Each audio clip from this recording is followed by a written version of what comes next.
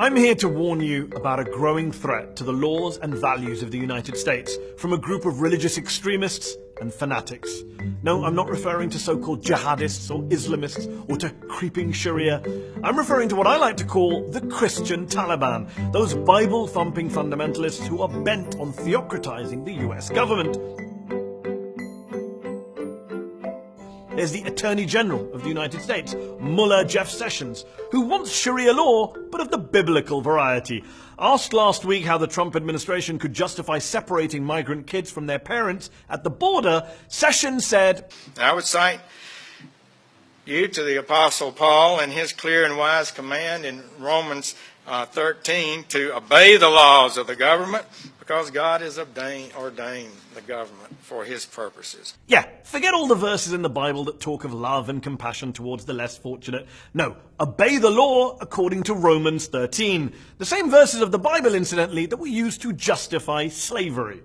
But that didn't stop White House Press Secretary Sarah Huckabee Sanders from coming out explicitly in favor of theocracy. It is very biblical to enforce the law. That is actually repeated a number of times throughout the Bible. By the way, Sarah Huckabee Sanders is the daughter of Mullah Mike Huckabee, who once called for God's law to be placed above U.S. law. And that's what we need to do, is to amend the Constitution so it's in God's standards rather than try to change God's standards so it lines up with some contemporary view of how we treat each other and how we treat the family. There's also Mullah Ted Cruz, whose victory speech at the 2016 Iowa caucuses began with, "Let me first of all say, to God be the glory."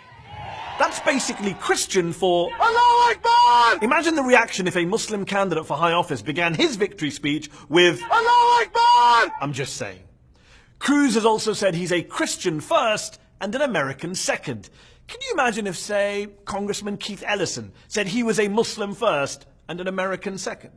Then there's Mullah Mike Pence. I'm a Christian, a conservative, and a Republican, in that order. He's tried to bring his extreme religious views into the science classrooms of America. Let us demand that educators around America teach evolution not as fact, but as theory. While governor of Indiana, Pence brought in a quote-unquote religious liberty bill, which basically legalized discrimination against a vulnerable LGBTQ minority, and he literally signed that bill surrounded by these folks. Look, as in the Middle East, to really politicize religion, you need a bunch of politicized clerics.